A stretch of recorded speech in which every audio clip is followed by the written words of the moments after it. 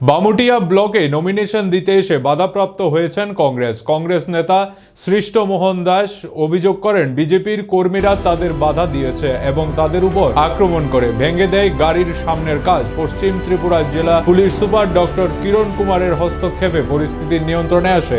এই ঘটনায় মঙ্গলবার বামুটিয়া বিধানসভার প্রাক্তন বিধায়ক কৃষ্ণধন দাস ওনার ধনমুড়ি এলাকায় স্থিত নিজ বাসভবনে এক সাংবাদিক সম্মেলনে উল্টা অভিযোগ করে সিপিআইএম কংগ্রেসের বিরুদ্ধে। তিনি বলেন, কংগ্রেস সিপিআইএম মিলিতভাবে চক্রান্ত করে একটা অশান্ত পরিবেশ সৃষ্টি করার চেষ্টা করছেন।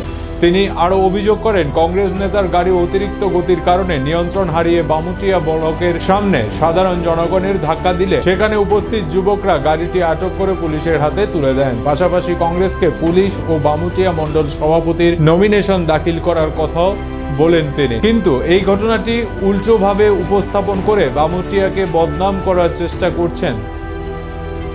আসা হয়েছিল সেই সময় তাদের উপর আক্রমণ করা হয়েছে, একটা অভিযোগ করেছেন সৃষ্ট মোহন দাস। কি প্রতিক্রিয়া?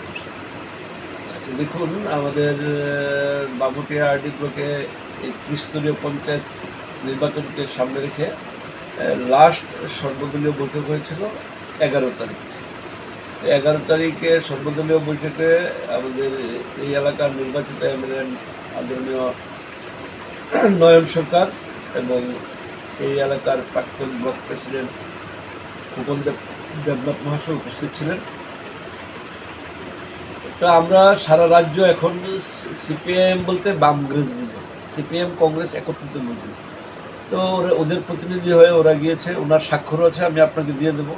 ওই মিটিংয়ে মাইনর্সে উল্লেখ করা হয় 11 তারিখ মিটিং হয়েছে, মানে 12 এবং 15 তারিখ ওরা নমিনেশন দেবে, আর 16 তারিখের 11টা থেকে 12টা পর্যন্ত ওরা দেবে, বাকি সময়টা বিজেপির জন্য রাখা হয়েছে।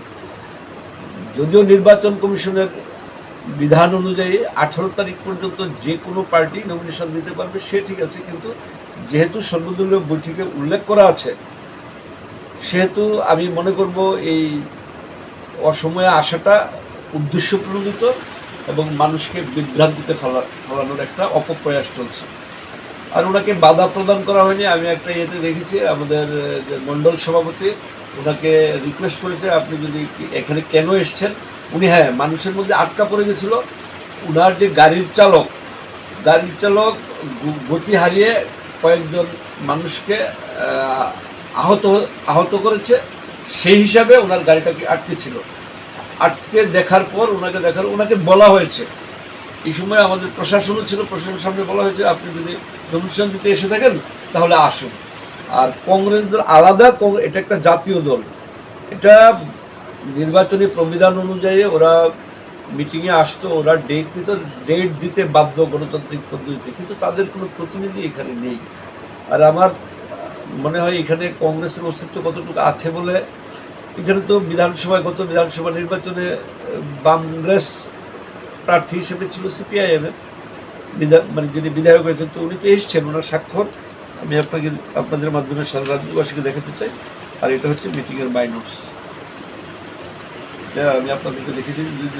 শুধু একটা সুশৃঙ্খল নিষ্ঠাবান রাজনৈতিক দল, বিশ্বের সর্ববৃহৎ রাজনৈতিক দল ভারতীয় জনতা পার্টিকে কলঙ্কিত করার এরকম বামগ্রেসের একটা